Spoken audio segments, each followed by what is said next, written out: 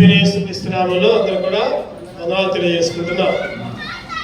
చదువుకున్న భాగం స్థారాధనలో దేని గురించి ధ్యానం చేశాను చెప్పండి. హెబ్రీ 2:6 కీర్తనలో 8:4 మనుషుని జ్ఞాపకం చేసుకున్నటకు ఏ పాటి వాడు, నరుని దర్శించడానికి వాడు ఏ పాటి వాడు. 5 రకాలుగా మనం చూసాం. 5 రకాలుగా ఆయన మనల్ని జ్ఞాపకం చేసుకుని దేన స్థితి నుంచి ఉన్నత స్థితికి నడిపించాడు. లోకముల నుంచి దేవుని మందిరంలోకి నడిపించాడు. బలవర్తమానంలో మనం చూసే అంశం ఏంటంటే మనం ఏం జ్ఞాపకం చేసుకోవాలి. ఆయన మనల్ని జ్ఞాపకం చేసుకున్నాడు, మంచిదే. మరి మనం ఏం జ్ఞాపకం చేసుకోవాలి? మనం ఏమి జ్ఞాపకం చేసుకుని ఆ బలలో చేయవేయాలి. మనం ఏమి జ్ఞాపకం చేసుకొని ఆయన చిత్తానుసారముగా జీవించాలి. చదువుకుని లేక బాగా చూస్తే చదవడం వల్ల ఒకసారి 1 కొరింథీయులకు రాసిన పత్రిక 11వ అధ్యాయం 1 కొరింథీయులకు రాసిన పత్రిక 11వ అధ్యాయం 24వ వచనం చదవండి. దాన్ని విరిచి ఇది మీ కొరకైన నా శరీరము, నన్ను జ్ఞాపకము చేసుకున్నట్టుగా దీన్ని చేయడానికి చెప్పిన ఆ ప్రకారమే భోజనం పిమ్మడాలి పాత్రలు ఎత్తుకుని ఈ పాత్రల రక్తం మీరు దీనిలో త్రాగినప్పుడల్లా నన్ను జ్ఞాపకము చేసుకున్నట్టుగా దీన్ని చేయడని చెప్పాను. ఆయన శరీరాన్ని జ్ఞాపకం చేసుకోవాలి. ఆయన శరీరాన్ని జ్ఞాపకం చేసుకోవాలి. ఆయన రక్తాన్ని కూడా జ్ఞాపకం చేసుకోవాలి. మనం ఏం జ్ఞాపకం చేసుకోవాలి? మనం కూడా జ్ఞాపకం చేసుకోవాలి. ఆయన వచ్చేదాకా జ్ఞాపకం చేసుకోవాలి. లోకస్వార్త 22:19 లోకస్వార్త 22:19 లోకస్వార్త 22:19 వచ్చిన చదవండి. వెంబడి ఆయన ఒక రొట్టె పట్టుకొని కృతజ్ఞతాస్తుతులు చెల్లించి దాన్ని విరిచి వారికిచ్చి ఇది మీ కొరకు వేయబడుచున్న నా శరీరము, నన్ను జ్ఞాపకము చేసుకున్న దీన్ని. వచనాల్లో మనం చదివింది ఏంటంటే ఆయన శరీరాన్ని, ఆయన రక్తాన్ని జ్ఞాపకం చేసుకోవాలి. ఆయన చూసినప్పుడల్లా పాపినైన నా కొరకు ఆయన ప్రాణం పెట్టాడు, నా పాపాన్ని ఆయన రక్తంలో తుడిచివేశాడు. అది మనం జ్ఞాపకం చేసుకోవాల్సింది. మొదటగా ఆయన శరీరాన్ని, ఆయన రక్తాన్ని. ఈరోజు నువ్వు నేను కూడా ఎటువంటి పరిస్థితులు వచ్చావు, ఎక్కడి నుంచి వచ్చామో తెలియదు, ఎక్కడికి పోతున్నామో తెలియదు. అటువంటి పరిస్థితుల్లో దేవుణ్ణి అంగీకరించి ఆయన జ్ఞాపకం చేసుకునే వాళ్ళుగా ఉండాలి. హెబ్రీయులకు రాసిన పత్రిక 11:15 వచనం చూస్తే, హెబ్రీయులకు రాసిన పత్రిక 11:15 వారు ఏ దేశం నుండి వచ్చినో ఆ దేశమును జ్ఞాపకం ఉంచుకునేలా మరలా వెలుటకు వారికి వీలు కలిగిన. ఏ దేశం నుంచి వచ్చామో, ఎక్కడి నుంచి వచ్చామో జ్ఞాపకం చేసుకోవాలి. ఎక్కడి నుంచి వచ్చామో, ఎవరు చేశారు మనల్ని అంటే దేవుడు మనం చేశాడు. మళ్ళీ దేవుడి దగ్గరికే పోవాలి. ఈ విషయాన్ని జ్ఞాపకం చేసుకోవాలి. ఎక్కడి నుంచి వచ్చాం, ఎవరు మనం చేశారు, మళ్ళీ అక్కడికే పోవాలి. అందుకనే పౌలు గారు అంటారు, మన పౌరస్థితి అంట ఈ లోకంలో లేదు. ఉందా మన పరిస్థితి? మన పరిస్థితి ఎక్కడనే ఉంది. ఆధార్ కార్డులు ఉన్నాయి, ఇల్లు ఉన్నాయి, రేషన్ కార్డు అన్నీ ఉన్నాయి. కానీ ఆత్మీయంగా ఒక విశ్వాస యొక్క పరిస్థితి చదవండి. అక్కడ అది ఎందుకు వచ్చినావు? అక్కడది ఫిలిప్పీయులకు రాసిన పత్రిక 3వ అధ్యాయం 20 వచ్చిన చదవండి. ఫిలిప్పీయులకు రాసిన పత్రిక 3:20 మన పౌరస్థితి పరలోకమందున్నది. అక్కడ నుండి ప్రభువైన యేసుక్రీస్తు రక్షకుని నిమిత్తము కనిపెట్టుకుని ఉన్నాం. మన పౌరస్థితి పరలోకంలో ఉంది. మన పౌరస్థితి పరలోకంలో ఉన్నదని జ్ఞాపకం చేసుకోవాలి. ఉదాహరణకి మనం హైదరాబాద్ పోయామనుకోండి, లేకపోతే ఢిల్లీ పోయామనుకోండి, లేకపోతే వేరే దేశం పోయామనుకోండి, ఏం చెప్తాం చెప్పండి? మనం ఏం చెబుతాం? మాది ఎక్కడ అని చెబుతామా, లేకపోతే మాది హైదరాబాద్ అని చెబుతామా, లేకపోతే మాది విజయవాడ అని చెబుతామా, విశాఖపట్నం చెబుతామా? చెప్పండి. మన ఊరి పేరు చెబుతాం. మన ఊరి పేరు ఎక్కడ పోయినా చెప్పండి. మళ్ళీ ఎక్కడికి రావాలి? మళ్ళీ లింగాలే రావాలి. ఎక్కడ పోయినా మళ్ళీ ఎక్కడికి రావాలంటే మళ్ళీ లింగాలే రావాలి. మళ్ళీ మన ఇంటికే పోవాలి. అంటే పోయినన్ని రోజులు ఎప్పుడైనా ఒకటి జ్ఞాపకం వచ్చింది, మా ఊరు ఎట్లా ఉంది, మా ఇల్లు ఎట్లా ఉంది. ఎక్కడ పోయినా సరే, ఎక్కడ పోయినా ఈరోజు నువ్వు నేను ఆత్మీయంగా విశ్వాసములుగా ఎక్కడి నుంచి వచ్చామంటే దేవుడి దగ్గర నుంచి వచ్చాం, పరలోకం నుంచి వచ్చాం. పౌరస్థితి కలేదు. మన పౌరస్థితి పరలోకమందు. అక్కడ నుండి ప్రభువైన యేసుక్రీస్తు రక్షకు నిమిత్తము కనిపెట్టుకుని ఉన్నాం. కనిపెట్టుకుని ఈరోజు నువ్వు నేను కూడా జ్ఞాపకం చేసుకోవాలి. మన పరిస్థితి జ్ఞాపకం చేసుకోవాలి.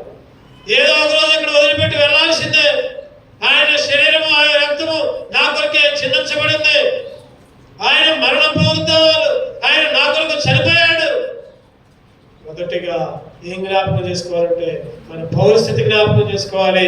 ఆయన మరణ పునరుద్ధానాలు, ఆయన శరీరాన్ని, ఆయన రొట్టెని జ్ఞాపకం చేసుకోవాలి. చూద్దాం. రెండవదిగా యోధా పత్రిక 1వ అధ్యాయం,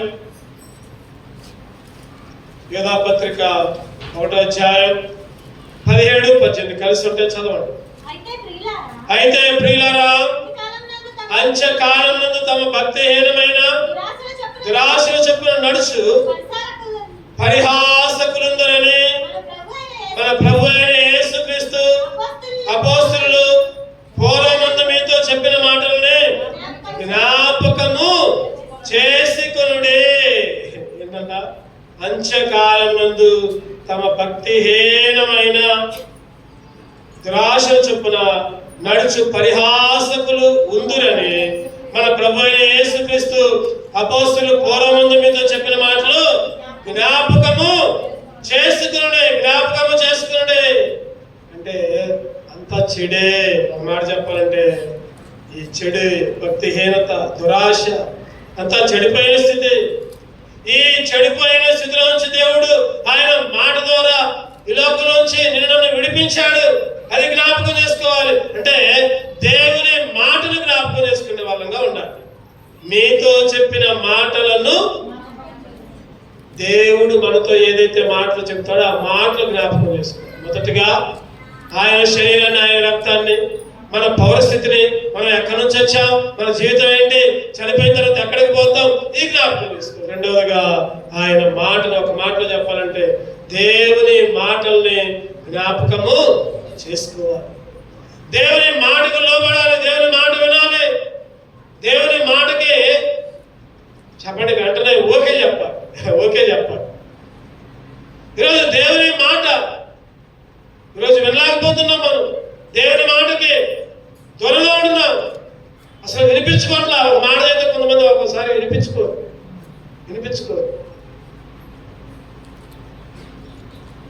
ఈరోజు ఒక యవనస్తుడు నాకు తెలుసు. చిన్నప్పుడు చదువుకున్న పిల్లలు నా దగ్గరే చదువుకున్నాడు. ఎటువంటి పరిస్థితుల నుంచి దేవుడు కాపాడిందంటే భయంకరమైన జబ్బు, కాళ్ళు చచ్చిపడిపోయాయి, చేతులు చచ్చిపడిపోయాయి.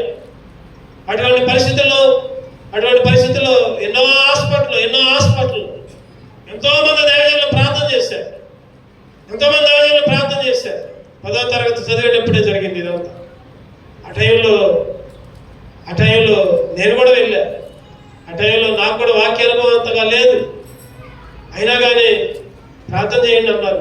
ప్రార్థన చేశాను. ఎంతో మందితో ప్రార్థన. 2 సంవత్సరాల దాకా అదే పరిస్థితి, నడవలేని పరిస్థితి, లేవలేని పరిస్థితి. ఆశ్చర్యకరంగా దేవుడు బాగు చేశాడు. ఆశ్చర్యకరంగా దేవుడు నడిపించాడు. అప్పుడు దాకా దేవుడు అన్న కుటుంబం, అప్పుడు దాకా దేవుడు స్వస్థపరుస్తాడన్న ఆ కొరవాడు, ఆ యవనస్తుడు ఎప్పుడైతే బాగయ్యాడు, అసలు దేవుడు అంటేనే లెక్కలేదు. దేవుని మందిరం అంటేనే కలపటప్పుడల్లా చెప్తా ఉంటాం, మందిరానికి వెళ్తున్నావా, చర్చికి వెళ్తున్నావా, అసలు వినిపించుకోడు. అరే మందిరానికి వెళ్ళు, అసలు వినిపించుకోడు. ఆ కుటుంబం కూడా వినిపించుకోదు. అరే ఎటువంటి పరిస్థితి. దేవుని మాట అంటే సేవకుల మాట లెక్కలేదు. సేవకులు అంటే లెక్కలేదు. మందిరం అంటే లెక్కలేదు. ఏం చెప్తారు చెప్పండి? సేవకులు కానీ ఏం చెబుతారు? మీకోసం ప్రార్థన చేస్తారు. ఇంకేం చెబుతారు? చర్చికి రండి అని చెబుతారు. చర్చికి రండి, మందిరానికి రండి, ఉపవాస కూడికలకు రండి, బైబిల్ స్టడీకి రండి, ఆదివారం రండి, గృహ కూడికలకు రండి. ఇంకో మీరు 10,000 ఇవ్వండి, మీరు 20,000 ఇవ్వండి, మీరు 30,000. ఎవరు కోరుకోరు. అసలు డబ్బులు కోరుకోరు ఎవరు. మందిరానికి వస్తే ₹1,00,000 ఇచ్చినట్టే లెక్క. మందిరాలకు రాకపోతే ఎంత ఇచ్చినా కూడా దండగే. నువ్వు ఎంత ఇచ్చినా కూడా దండగే. ఒక మాట చెప్పాలంటే వాళ్ళు అన్నారు, ఆ కుటుంబం అన్నది ఏంటి, ఒకసారి నేను ఇంటికి పోయాను. ఏంటమ్మా ఎంత మేలు చేశాడు దేవుడు, చనిపోయిన కుర్రవాడిని, అసలు నడవలేడు అనుకున్న కుర్రవాడిని ప్రార్థన ప్రార్థన ప్రార్థన అన్నారు. ఎంతోమంది సేవకులు వచ్చి ప్రార్థన చేశారు. నేను కూడా చాలాసార్లు వచ్చి ఆత్మీయంగా బలపరిచా కదా. మందిరానికి రావడానికి ఏమైందంటే వాళ్ళు ఒకటే మాట అన్నారు, అయ్యగారు మేము అయ్యగారికి ఈ అయ్యగారికి ఆ అయ్యగారికి తలా ఒక 20,000 ఇచ్చిన అయ్యగారు. ఏమన్నారు చెప్పండి? తలా ఒక 20,000 ఇచ్చారంటే అయిపోయింది. 20,000 ఇస్తే అయిపోయింది. అంటే డాక్టర్ దగ్గర పోయి ఫీజు కట్టినట్టు ఈరోజు దేవునికి నీ డబ్బులు అక్కర్లా, దేవుడికి నీ హృదయం కావాలి. చెప్పండి, ఏం కావాలి చెప్పండి? దేవుడికి నీ హృదయం కావాలి, నీ డబ్బులు అక్కర్లా. నేనన్నా నాకు కూడా ఇవ్వయ్యారు, అసలు పొరపాట్లు కూడా నేను తీసుకోను. నువ్వు మందిరానికి పోయినప్పుడు చెప్పు, అప్పుడు తీసుకుంటా డబ్బులు. నువ్వు చర్చిలో అడిగిపెట్టినప్పుడు చెప్పు, అప్పుడు తీసుకుంటా డబ్బులు. అయ్యగారు వాళ్ళు అంటలేదుగా, వాళ్ళతో నాకు అనవసరం. నేను ఒకటే మాట ఇప్పటికి కూడా అప్పుడప్పుడు వెళ్ళి పలకరించి కొద్దిగా వాక్యం చదివి బలపరిచి వస్తా. నేనప్పుడు బాగానే ఉంటారు, కానీ ఆదివారం వచ్చేసరికి లోకం లాగుతూ ఉంటుంది. మందిరానికి రానిచ్చిందా? మందిరానికి రాలేదు. నిజంగా ఈరోజు సునీలు సునీత దేవుని మందిరానికి వస్తున్నారంటే దేవుడు వారి పట్ల ఒక ప్రణాళిక కలిగి ఉన్నాడు. ఈరోజు నువ్వు నేను కూడా మందిరంలో గడుపుతున్నామంటే నీ పట్ల నా పట్ల దేవుడు ఒక ప్రణాళిక కలిగి ఉన్నాడు. ఈరోజు రాత్రి ఒక మాట చెప్పలేదు, పాపం అంటే ఏదో కాదు. పాపం అంటే ఏంటి చెప్పండి? పాపం అంటే ఏంటి? మందిరానికి రాకుండా నువ్వు ఇంటి దగ్గర ఉంటే నువ్వు పాపం చేసినట్టే. నేనే పాపం చేయాలా, నేను పవిత్రంగా ఉన్నా అనుకుంటే అది నీ భ్రమ. పాపం అంటే నువ్వు మందిరానికి రాకుండా ఉంటే నువ్వు పాపం చేసినట్టే. నువ్వు మందిరం కొరకు, సేవల కొరకు, తోటి విశ్వాసుల కొరకు నువ్వు ప్రార్థన చేయట్లేదు అంటే నువ్వు పాపం చేసినట్టే. దేవుని మాటకు లోబడు. ఆయన ఇక్కడ ఏం చేయాలంట? ఆయన మాటని జ్ఞాపకం చేసుకోండి. యోధా గారు రాస్తూ, యోధా అంటే యేసుక్రీస్తు శిష్యుడు, అప్పచెప్పినోడు కాదు, ఇంకొక యోధ. దేవుణ్ణి అప్పచెప్పినోడు కాదు, ఇంకొక యోధ రాసుకుంటూ ఉంటున్నాడు కదా. జ్ఞాపకం, ఆయన మీతో చెప్పిన మాటలు జ్ఞాపకము చేసుకొనుడే. అపొస్తలుల కార్యాలు 20:35 చదవండి. అపొస్తలుల కార్యాలు 20:35 మీరు ఇలాగ ప్రయాసపడి బలహీనులను సంరక్షింపబడుటయు పుచ్చుకొనుట కంటే ఇచ్చుట ధన్యము అని ప్రభువైన యేసు చెప్పిన మాటలు జ్ఞాపకం. యేసుక్రీస్తు ఏం చెప్తున్నాడంటే పుచ్చుకొనుట కంటే ఇచ్చుట ఏంటంట? పుచ్చుకొనుట కంటే ఇచ్చుట ధన్యం. నువ్వు ఇచ్చేవాళ్ళుగా ఉండాలి, ఇచ్చేదానిగా ఉండాలి, ఇచ్చేవాడిగా ఉండాలి. ఈరోజు దేవుడు ఏదైతే చెప్తున్నాడో ఆ మాటలకు లోబడు, ఆ మాటలు విను. దేవుని మాటకి లోబడు, దేవుని మాటకి. యోహాను సువార్త 15:3లో అంటా ఉంటాడు కదా, ఎవరి యందు నిలిచి ఉంటానో వాళ్ళ యందు నేను నిలిచి ఉంటా. చదవండి 15:3. నేను మీతో చెప్పిన మాటను బట్టి మీరు ఇప్పుడు పవిత్రులై ఉన్నారు, నా యందు నిలిచి ఉండి మీ యందు నేను మీతో చెప్పిన మాటను బట్టి. ఆయన మాటలు జ్ఞాపకం చేసుకో. దేవుని మందిరంలో గడుపు. దేవుని మందిరంలో ఒక్క దినము గడుపుట 1000 దినాల కంటే శ్రేష్టం. ఒక్కరోజు దేవుని మందిరంలో గడుపుతున్నామంటే 1000 రోజులు పొందే ఆశీర్వాదాలు పొందుకుంటావు. ఒక గంట గడిపినా చాలు. హృదయపూర్వకంగా ఒక్కోసారి కొన్ని పనులు వస్తాయి, సడన్ గా పనులు వస్తాయి. ఆ పని చేయాల్సిందే ఖచ్చితంగా. అయినా కూడా ఆ పనికి పోయి మళ్ళీ మందిరంలో కొద్దిసేపు గడిపినా చాలు. దేవుడికి నీ హృదయం తెలుసు, నీ పని తెలుసు, నువ్వేం పని చేస్తున్నావో తెలుసు, నువ్వు ఎందుకు లేటుగా వచ్చావో తెలుసు దేవుడికి. ఈరోజు దేవుని కొరకు దేవుని మందిరంలో గడిపి దేవుని మాట చొప్పున వినేవాళ్ళగా ఉంటే, ఆయన జ్ఞాపకం చేసుకుంటే ఎన్నో ఆశీర్వాదాలు పొందుకుంటారంట. 3వ వచ్చుతారండి కీర్తనలు 105:5 వచ్చింది. కీర్తనలు 105:5. ఆయన దాసుడైన అబ్రహాము వంశస్థులారా, ఆయన ఏర్పరచుకున్న యాకోబు సంతతి వారులారా, ఆయన చేసిన ఆశ్చర్య కార్యములను. ఈరోజు దేవుడు నీకు నాకు ఏం చేశాడు చెప్పండి? ఎన్ని ఆశ్చర్య కార్యాలు చేయాలి. ఆ వ్యక్తి కాలు చచ్చిపడిన వ్యక్తి, ఆ కుర్రవాడు 10వ తరగతి 15 సంవత్సరాల అబ్బాయి, ఎంత ఆశ్చర్య కార్యం జరగాలి, ఎంత గొప్పదనం. ఈరోజు నీ కుటుంబంలో, నా కుటుంబంలో, నీ పిల్లల విషయంలో, నా పిల్లల విషయంలో ఎన్ని ఆశ్చర్య కార్యాలు చేశాడు. ఆయన చేసిన ఆశ్చర్య కార్యాలే జ్ఞాపకము చేసుకో. ఆయన చేసిన ఆశ్చర్య కార్యాలనే జ్ఞాపకము చేసుకో. ఆయనకు లోబడితేనేమో మేలు చేస్తాడు, లోబడకపోతేనేమో కీడు చేస్తాడు. ఒక ఆమె తిరగబడ్డది. ఎవరి మీద చెప్పండి? తమ్ముడి మీదనే తిరగబడ్డది. ఎవరావు మిరియాం. ఆమెకు కూడా ఆశ్చర్యకార్యం చేసింది దేవుడు. ఏం ఆశ్చర్యకార్యం? ఒళ్ళంతా కుష్టే, ఒళ్ళంతా పొడే, తిరగబడది, ఒళ్ళంతా పొడ. మళ్ళీ మోషేయే ప్రార్థన చేస్తే మళ్ళీ స్వస్థత, మళ్ళీ ఆరోగ్యం. అందుకనే ఒక మాట రాయబడుతుంది మిరియాం గురించి. ద్వితీయోపదేశకాండం 24:9 చదవండి. ద్వితీయోపదేశకాండం. మీరు ఐగుప్తులో నుండి వచ్చినప్పుడు ఆ త్రోవలో మీ దేవుడైన యెహోవా మిరియాముకు చేసిన దానిని జ్ఞాపకం ఉంచుకోండి. మిరియాముకు దేవుడు ఏం చేశాడు? జ్ఞాపకం ఉంచుకోండి. మిరియాము తిరగబడ్డది, దేవుడు పుష్టిచ్చాడు. మిరియాము ఒప్పుకుంది, దేవుడు స్వస్థత ఇచ్చాడు. ఎవరితో అంటున్నాడు? ఇశ్రాయేలుతో అంటున్నాడు. మీరు ఐగుప్తులో నుంచి వచ్చారు కదా, అగో దారిలో జరిగింది కదా, మిరియాముకి ఏం జరిగిందో జ్ఞాపకం ఉంచుకోండి. ఒకసారి జ్ఞాపకం ఉంచుకోండి. మొదటి దినవృత్తాంతాలు 16వ అధ్యాయం 13 వచ్చింది. మొదటి దినవృత్తాంతాలు 16:13. ఆయన చేసిన ఆశ్చర్యకార్యాలను జ్ఞాపకం చేసుకుని ఆయన సూచక్రియలను, ఆయన నోటి తీర్పుల్ని జ్ఞాపకం, ఆయన తీర్పు కూడా ఇస్తాడు. జ్ఞాపకం ఉంచుకో. ఆశ్చర్యకార్యాలు చేస్తాడు, తీర్పు కూడా ఇస్తాడు, అంటే శిక్ష కూడా ఇస్తాడు. అయ్యో నేను దేవుని మందిరానికి పోతే దేవుడు నా కుటుంబానికి శిక్షిస్తాడే, అయ్యో నేను అబద్ధం ఆడితే నా కుటుంబానికి శిక్షిస్తాడే, మాయ చేస్తే, మోసం చేస్తే, దేవునికి లోబడకపోతే అది కూడా జ్ఞాపకం చేసుకోవాలి. దేవుని మందిరానికి వస్తే ఆశ్చర్య కార్యాలు చేస్తాడని జ్ఞాపకం ఉంచుకోవాలి. దాంతో పాటు శిక్ష కూడా అక్కడ అదే ఉంది. ఆయన సూచక్రియలు, ఆయన నోటి తీర్పులు జ్ఞాపకము చేసుకోండి.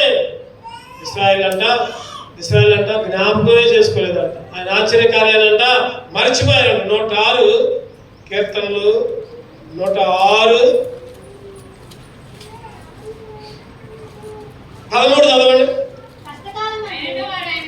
అయినను వారు ఆయన కార్యములను వెంటనే మర్చిపోయారు. అయినను ఎన్నో మేలు చేసిండు, ఎంతో స్వస్థత ఇచ్చిండు, దేవుడు ఎన్నో ఆశ్చర్య కార్యాలు చేశాడు, దేవుడు ఎన్నో అద్భుత కార్యాలు చేశాడు. అయినా కూడా ఏం చేశారంట? మర్చిపోయారు.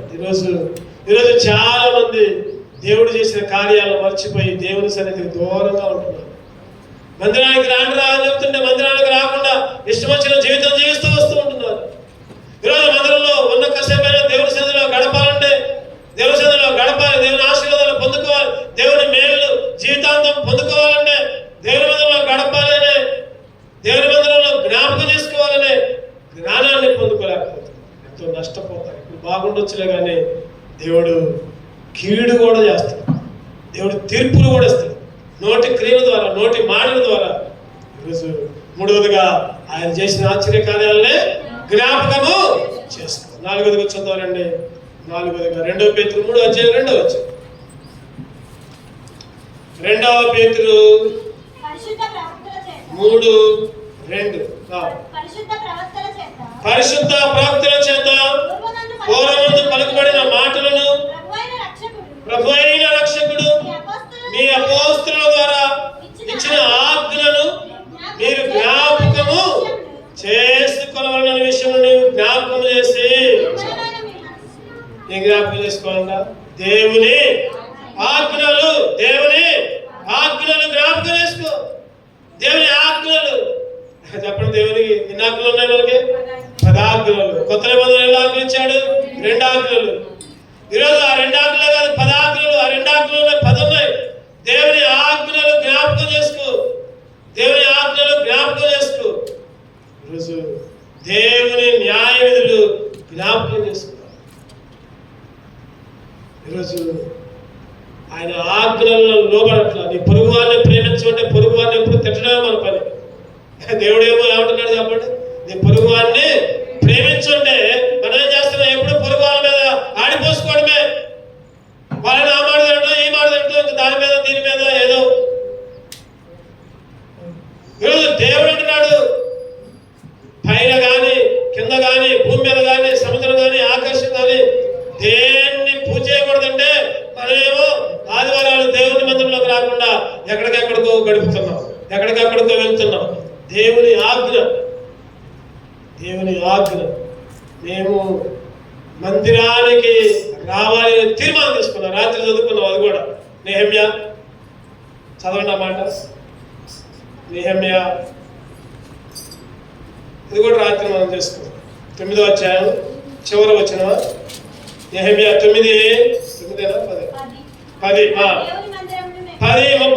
చివరి భాగం. మా దేవుని మందిరాన్ని మేము విడిచిపెట్టము. ఈరోజు మనం ప్రార్థన చేసుకోవాలి, ప్రార్థన చేసుకోవాలి. మా దేవుని మందిరాన్ని మేము విడిచిపెట్టాం. దేవుని మందిరాన్ని విడిచిపెడితే లోకపరంగా రావచ్చు దీవెనలు, లోకపరంగా డబ్బు రావచ్చు, లోకపరంగా ఎన్నో మేలు కలగవచ్చు. దేవుని మందిరంలోకి వస్తే కష్టాలు రావచ్చు. కానీ ఎప్పుడైతే నువ్వు దేవుని మందిరంలోకి వస్తావో రానైన రోజుల్లో నువ్వు మేలు అనుభవిస్తావు. రానైన రోజుల్లో నీకు ఆశీర్వాదాలు కుమరించబడతాయి. రానైన రోజుల్లో నీకు దేవుళ్ళ వర్షం కురిపించబడుతుంది. ఇప్పుడు రావట్లేదుగా నువ్వు అనుకోవచ్చు, ఇప్పుడు నేను బాగానే ఉన్నాగా అని అనుకోవచ్చు. రానైన రోజుల్లో నీకు శాపం కలిగింది. రానైన రోజుల్లో సైతాను యొక్క నీడని మీద ఉండే సైతాను పడగలకు పోతావు. మా దేవుని మందిరాన్ని మేము విడిచిపెట్టాం. తీర్మానం తీసుకోవాలి. దేవుని మందిరంలో గడపడమే ఆయన ఆజ్ఞలను పాటించు. దేవుని మందిరంలో గడపడమే ఆయన ఆజ్ఞలకు లోబట్టు. దేవుని మాట వింటాం. అందుకని వాళ్ళు అంటున్నారు కదా, మా దేవుని మందిరాన్ని మేము విడిచిపెట్టము. తీర్మానం ఉందా మన జీవితాల్లో? మన జీవితంలో తీర్మానం ఉందా? ఇటువంటి తీర్మానం కలిగి ఉండాలి. ఎటువంటి పరిస్థితి అయినా మా దేవుని మందిరాన్ని విడిచిపెట్టాం.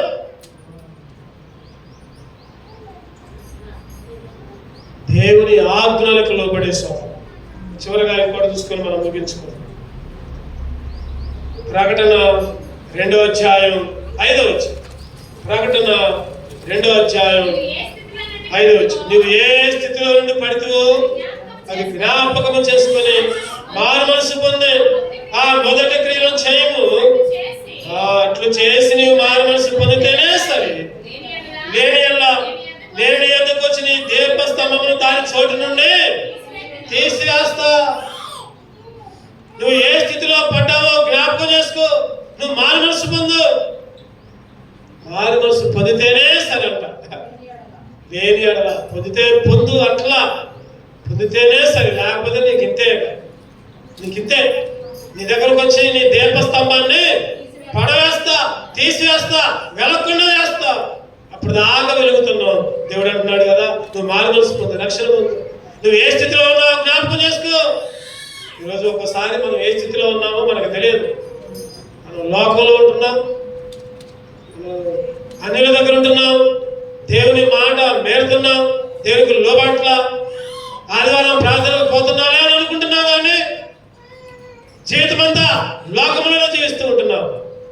మనం అనుకుంటాం కదా, నేను రక్షణ పొందాలి, నేను బాప్తిసం తీసుకున్నాలి, నేను మందిరానికి పోతున్నాలి అని అనుకుంటాం. కానీ ఎప్పుడు లోకముతోనే స్నేహం.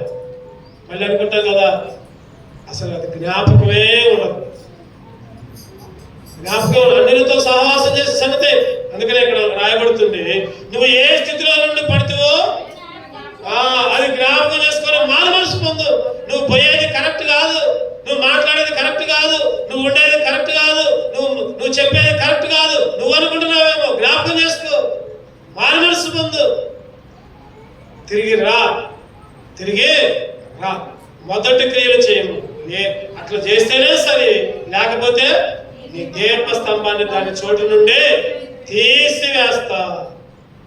అంటే దాని అర్థం ఏంటంటే, నీకు వచ్చే నష్టాలే, నీకు వచ్చే ఇబ్బందులే, ఇగో నీకు ఏ ఆశీర్వాదాలు రానియను, ఏ దీవెనలు నీ మీదకి రానియను. దేవుడు మనతో మాట్లాడుతున్నాడు. ఈరోజు జ్ఞాపకం చేసుకోవాలి, ఏ స్థితిలో నుంచి పడితివో, ఏ స్థితిలో నుంచి పడితివో. ఆయన ఆజ్ఞలు ఇంకా చెప్పడం, ఆయన చేసిన ఆశ్చర్య కార్యాలు, ఆయన మాటలు, ఆయన శరీరము, ఆయన రక్తము. పేద తల్లిదండ్రులు ఒకటే ఒక కూతురు, చక్కగా వాళ్ళు తినడానికి ఉన్నా లేకపోయినా ఆ కూతురుని తీసుకొని ప్రతి ఆదివారం మందిరానికి, ప్రతి ఆదివారం కూడా చిన్నప్పటి నుంచి ఆ బిడ్డని మందిరంలో పెంచారు. చదువుకుంది, ఉద్యోగం లేదు, మందిరంలో మాత్రం మానేసేది కదా అమ్మాయి. తల్లిదండ్రులు మందిరంలో సేవకుల్ని తినడానికి ఉన్నా లేకపోయినా ఎప్పుడు చేయి చాపలా, ఎవరిని అడగల, ఉంటే తింటాం లేకపోతే పస్తు. తల్లిదండ్రులు నేర్పారు ఆ అమ్మాయికి కూడా. చదువుకుంది, తగిన జాబు రాదు, తగిన ఉద్యోగం రాలా. ఏదో ఒక ఉద్యోగం చేద్దామని సిటీకి పోయింది. తల్లిదండ్రులు చెప్పింది, నాన్న మీరు మాత్రం మందిరానికి వెళ్ళండి, నేను ఫలానా సిటీకి పోతున్నా, ఏదో చిన్న ఉద్యోగం చేసుకుంటా, నాకు వచ్చిన దాంట్లో మీకు డబ్బులు పంపుతా, మీరేం బాధపడమాకండి చెప్పింది. వెళ్ళింది, ఎక్కడ ఉద్యోగం కనపడతా, చివరికి ఒక పేద హోటల్ కనపడుతుంది, రెస్టారెంట్ కనపడుతుంది. అక్కడ గుమస్తాలు కావాలి అని బోర్డు రాసింది, చూసింది, వెళ్ళింది, యజమాని దగ్గరికి పోయింది. అయ్యా నాకు ఉద్యోగం ఇస్తారా? మీరు ఏ పని చెప్తే ఆ పని చేస్తా. ఆయన అన్నాడు, అమ్మా ఇది మామూలు హోటల్ కాదు, ఇది పెద్ద హోటల్, ఇది పెద్ద ధనవంతులు వస్తారు ఇక్కడికి. వాళ్ళు రాగానే నువ్వు మంచిగా డ్రెస్అప్ కావాలి, యూనిఫామ్ వేసుకోవాలి, వాళ్ళు రాగానే వాళ్ళకి సీట్ చూపించాలి, వాళ్ళు ఆర్డర్ ఇచ్చిన తర్వాత రాసుకోవాలి, వాళ్ళు ఏదైతే తేవాలి, వాళ్ళకి మంచి పరిచయం చేయాలి, మంచిగా పలకరేయాలి, నవ్వుకుంటూ మాట్లాడాలి చెప్పారు. అయ్యా నాకు ఉద్యోగం ఏంటి, నేను చేస్తాను, మీరేం చెప్తే అది చేస్తా. ఇచ్చారు ఉద్యోగం. అమ్మాయి చక్కగా అందరినీ ఆహ్వానిస్తుంది, మంచిగా పలుకుతుంది, మంచిగా మాట్లాడుతుంది. ఆదివారం మాత్రం పర్మిషన్ అడిగింది, అయ్యా నాకు ఉద్యోగం ఇచ్చారు, చాలా సంతోషం, ఆదివారం మాత్రం నేను ఉద్యోగం చేయనయ్యా, ఆ కండిషన్ అయితేనే నేను ఉద్యోగంలో చేరుతాను, మీరు డబ్బులు ఇవ్వకపోయినా ఏం కాదు, ఉద్యోగం అయిపోయినా ఏం కాదు అంటే. వాళ్ళు అన్నారు, అమ్మా మేము కూడా ఈ వాండర్ కూడా క్రిస్టియన్ అమ్మా, ఏం కాదు, ఆదివారం నువ్వు చర్చికి పో, మిగిలిన టైంలో ఇక్కడికి రా. అమ్మాయి చక్కగా ఉద్యోగం చేస్తుంది. యజమాని ఆ కంపెనీ, ఆ హోటల్లో యజమాని ఇంటి దగ్గర ఉంటాడు, ఒక మేనేజర్ని పెట్టాడు. ఆ మేనేజర్ వీళ్ళందరి మీద ఆజమాయిషకులు, ఆ టేబుల్ ఈ టేబుల్.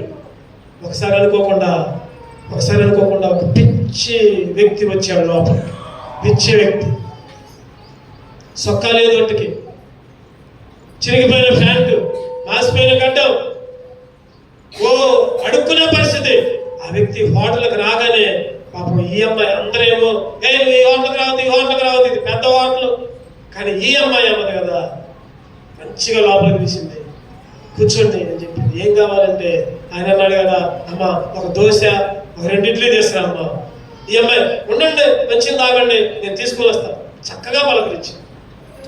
అందరేమో అసహించుకున్నారు, అందరేమో చేదరించుకున్నారు. మంచిగా పిలిచింది, లోపల కూర్చోబెట్టింది, మంచిగా ఇచ్చింది, తెస్తా ఆగండి అని తేటానికి పోయింది. లోపల పోగానే ఆడ మేనేజర్ ఉన్నాడు, నీకేమైనా పిచ్చా, అటువంటి వాళ్ళు తెచ్చి ఎక్కడ కూర్చోబెడతావే, వాడు వస్తే ఇంకా 4 రారు కదా ఈ హోటల్కి, అటువంటి వాళ్ళు రానివ్వకు, ఏమైనా బోర్డు ఏమైనా పెట్టారా, అటువంటి వాళ్ళు రానియకూడదని. ఏముంది, వచ్చాడు, తింటాడు, డబ్బులు కడతాడు, పోతాడు, మీకేంటి చెప్పింది. అటువంటి చూడు మనిషి ఎట్లా ఉన్నాడు, చొక్కా లేదు, ప్యాంటు చిరిగిపోయింది, గడ్డం మాసిపోయిన గడ్డం, అటువంటి వాళ్ళు రానియకూడదు. వాడికి కనుక బిల్లు కట్టకపోతే నువ్వే కట్టాలి, నీ చేతిలో నుంచే కట్టాలి. నిజంగా తెచ్చింది, ఇచ్చింది. వీళ్ళందరూ కూడా పిలిచి, నువ్వు ఇంకోసారి ఇటువంటి పని చేయమాకు, అటువంటి వాళ్ళని పిలవమాకు, అటువంటి వాళ్ళని ఎలగొట్టాలి. ఏమన్నది కదా, అటువంటి వాళ్ళనే ప్రేమించాలి, అటువంటి వాళ్ళనే దగ్గర తెచ్చుకోవాలి, అటువంటి వాళ్ళు అక్కడే తీర్చాలి. నేనైతే నా పని చేశాను, నాకేం ఫస్ట్ కండిషన్ పెట్టలేదు కదా, ఫలానాలు రావాలి, ఫలానాలకే టిఫిన్ పెట్టాలని కండిషన్ పెట్టాడు, దాని ప్రకారం చేస్తా. మేనేజర్ అన్నాడు, పిచ్చి తిట్లు తిట్టాడు, నీ సంగతి చెప్తా, నేను ఉద్యోగం నుంచి తీసేస్తా, వానర్కి చెప్తా, అది చేస్తా ఇది చేస్తా అని తిట్టాడు. ఇవన్నీ చేసి పోయే లోపలనే ఏం చేశాడు, తిన్నాడు, టిఫిన్ చేశాడు, బయటికి పోయాడు. అరే బిల్లేమో చాలా అయింది, ఎట్లా మళ్ళీ ఆ మేనేజర్ దగ్గర పోతే, నేను చెప్పాక ముందే పో, ఆ బిల్లు ఎంత ఉందో ఆ డబ్బులు నువ్వే కట్టు. ఆ అమ్మాయి అన్నది అయినప్పటికి కూడా సరే పర్వాలేదు, ఏం కాదు, ఆ బిల్లు నేనే కడతా అని చెప్పింది. పో, ఆ ప్లేట్లు శుభ్రం అయిపో. వెళ్ళింది, ఆ తిన్న ప్లేట్లు తీసింది. తిన్న ప్లేట్లు తీసిన తర్వాత ఆ ప్లేట్ కింద ఒక కాగితం రాసింది. ఏందా కాగితం? ఏముందంటే ఆ కాగితంలో, అమ్మా చక్కగా తండ్రిలాగా నన్ను లోపలికి ఆహ్వానించావు, తండ్రిలాగా ఏది కావాలని అడిగావు, తండ్రిలాగా మంచిగా ఇచ్చావు, తండ్రిలాగా అన్ని సఫలం చేసావమ్మా. అసలు నేను లోపలికి వస్తానని అనుకోలేదు, తింటానని అనుకోలేదు. అమ్మా నేనెవరో కాదు, ఈ హోటల్ వానర్ని. నన్ను ఎంత మట్టుకు నువ్వు చూడలా. నేను మిమ్మల్ని పరీక్ష చేయడానికి ఈ హోటల్లో ఎవరెవరు ఏ విధంగా ఉంటున్నారో చూద్దామని నేను మారువేషం వేసుకుని పిచ్చర్లాగా వచ్చి నిన్ను చూసా, ఎంతో చక్కగా ఆతిథ్యం ఇచ్చావు. అగో వాడున్నాడే, ఆ మేనేజర్ని ఇయాలనే ఉద్యోగం నుంచి డిస్మిస్ చేస్తున్నా, ఇక నువ్వే మేనేజర్వి. ఏమన్నాడు చెప్పండి? ఈ రోజు నుంచి నువ్వే మేనేజర్వి, అసలైన మేనేజర్ తీసేస్తున్నా, నేనే మారువేషంలో వచ్చా, నేనే వానర్ని. చదివి ఒక్కసారి ఆశ్చర్యపోయి వెంటనే ఇద్దరు సూటు బూట్ వేసుకుని వచ్చి ఆ మేనేజర్ని పిలిస్తే, నువ్వు ఈ హోటల్లో ఉండడానికి వీలేదు, వెళ్ళిపో, నేను సస్పెండ్ చేశాం, డిస్మిస్ చేశాం. ఇగో ఈ రోజు నుంచి ఈ అమ్మాయే మేనేజర్. ఈ అమ్మాయి ఎట్లా చెప్తే అట్లా వినాలి మీరు. ఎక్కడి నుంచి వచ్చింది ఆ భక్తి? చెప్పండి, ఎక్కడి నుంచి వచ్చింది? చిన్నప్పటి నుంచి మందిరంలో నమ్మకంగా నేను అనేది మాట ఏంటంటే, నమ్మకంగా తనకు అప్పచెప్పిన పని చేసింది.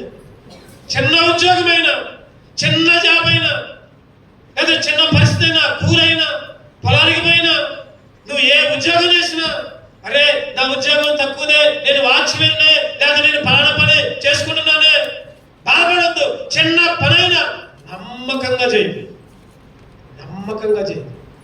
బైబిల్లో నమ్మకమైన వారికి దీవెనలు మెండుగా కురినట్టు. నువ్వు చేసే పని చిన్నదైనా, నీకు అప్పచెప్పిన పని చిన్నదైనా నమ్మకంగా చేయి.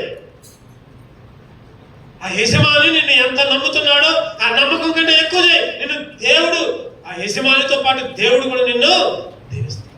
ఆ అమ్మాయి చిన్నప్పటి నుంచి ఆ చర్చిలో నేర్చుకుంది అదే, ఆ సండే స్కూల్లో నేర్చుకుంది అదే. ఏమైంది చెప్పండి? ఉద్యోగం లేని పరిస్థితి నుంచి ఆ హోటల్కే మేనేజర్. వాంటర్ అన్నాడు కదా, ఇక్కడ నుంచి నీ జీతం ₹1,00,000. ఇగో వీళ్ళందరూ నీ పనులు నువ్వు ఎట్లా చెబితే అట్లా. నా కొరకు ప్రార్థన చేయమ్మా, నా కొరకు ప్రార్థన చేయి. ఎవరు అడుక్కుంది? ఎవరు? మేనేజర్. హోటల్ వానరు ఆమె దగ్గరికి వచ్చి నా కొరకు ప్రార్థన చేయమ్మా, ఈ హోటల్ కొరకు ప్రార్థన చేయి, ఇక నుంచి నువ్వే మేనేజర్. ఎందుకు చెప్తున్నానంటే ఈ మాట, దేవుని ఆజ్ఞకు లోబడు. ఏ స్థితిలో ఉన్నావో గుర్తుపెట్టుకో. అరే నా పరిస్థితి ఏంటి, ఎట్లా ఉంది, నాకేంటి ఆర్థికంగా ఇబ్బంది ఉంది, నాకేంటి సమస్య వచ్చింది, నాకేంటి బాధ వచ్చింది, నాకేంటి ఇబ్బంది వచ్చింది, అరే నా చిన్న ఉద్యోగమేగా అనుకుంటున్నావు. ఎవరొస్తున్నా నీకు అప్పచెప్పిన ఉద్యోగాన్ని నమ్మకంగా చేయి. నీ ఇష్టం వచ్చినట్టు ఎక్కడికి అటు పోకుండా ఇటు పోకుండా నమ్మకంగా చేయి. ఆ యజమానితో పాటు దేవుడు కూడా నిన్ను దీవిస్తాడు. దేవుడు నిన్ను తలగానే ఉంచుతాడు కానీ తోకగా ఉంచాడు. దేవుడు నిన్ను ఎత్తైన స్థానంలో ఉంచుతాడు కానీ దిగువన ఉంచడు.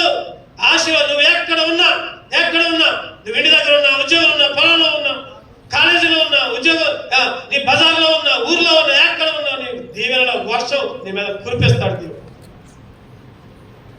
నమ్మకంగా చేయి. చిన్న పని ఉడుతున్నావా నమ్మకంగా చేయి, చాపలేస్తున్నావా నమ్మకంగా చేయి, వంట వండుతున్నావా నమ్మకంగా చేయి, ప్రార్థన చేస్తున్నావా నమ్మకంగా ప్రార్థన చేయి.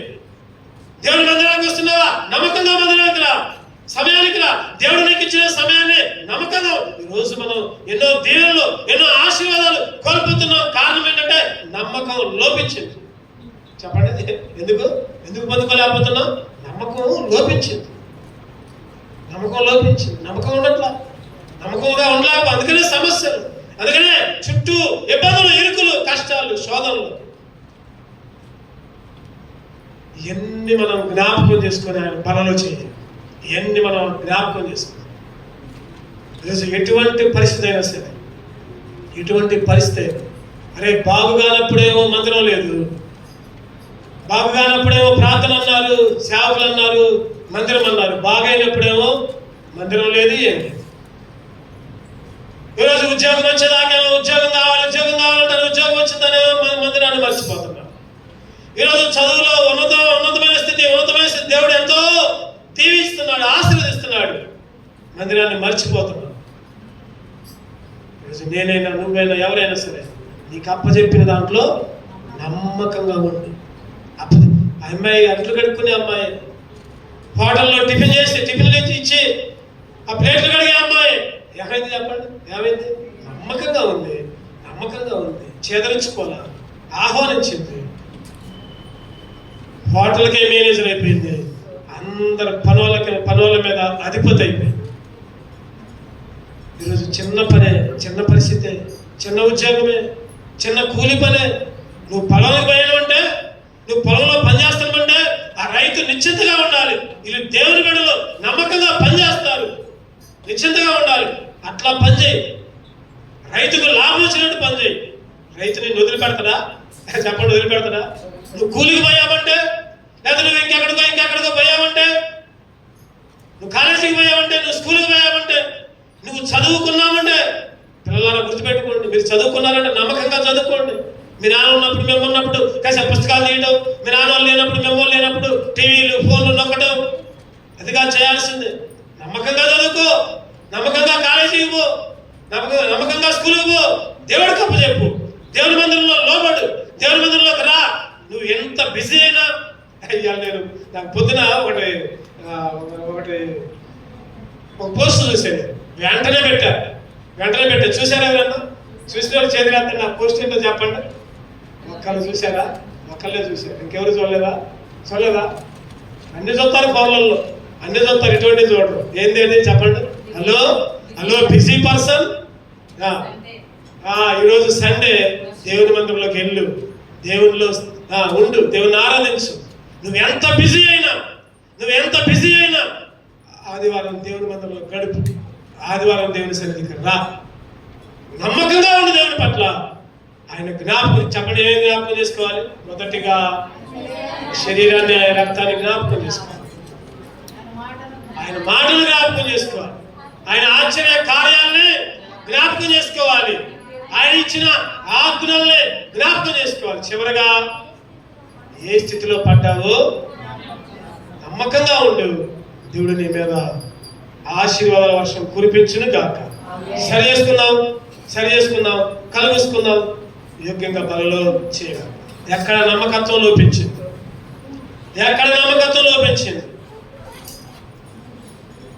నీ యజమానికి నమ్మకంగా ఉండట్లేదా? నీ వానరికి నమ్మకంగా ఉండట్లేదా? నీ ఉద్యోగానికి నమ్మకంగా ఉండట్లేదా? నీ చదువుకి నమ్మకంగా ఉండట్లేదా? దేవుని మందిరానికి నమ్మకంగా ఉండట్లేదా? నువ్వు ఇవన్నిటికీ నమ్మకంగా ఉన్నా లేకపోయినా పర్వాలేదు, కానీ దేవునికి నమ్మకంగా ఉండు. దేవునికి నమ్మకంగా ఉంటే ఆటోమేటిక్గా ఇవన్నీ వస్తాయి. దేవునికి నమ్మకంగా ఉంటే ఆటోమేటిక్గా దేవుడు నీ పట్ల గొప్ప కార్యాలు చేస్తాడు. నమ్ము.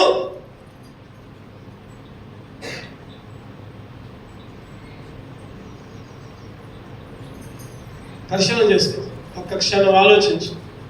అరే, నేను చిన్న విషయాలకే నమ్మకంగా ఉండట్లేదే, చిన్న వాటికే నమ్మకంగా ఉండట్లేదే. 6 రోజులు నాయే కదా, ఆదివారం నాది కదా, ఒక్క 3 గంటలు కూడా దేవుని మందిరంలో గడపలేకపోతున్నానే. ఒక్క 3 గంటలు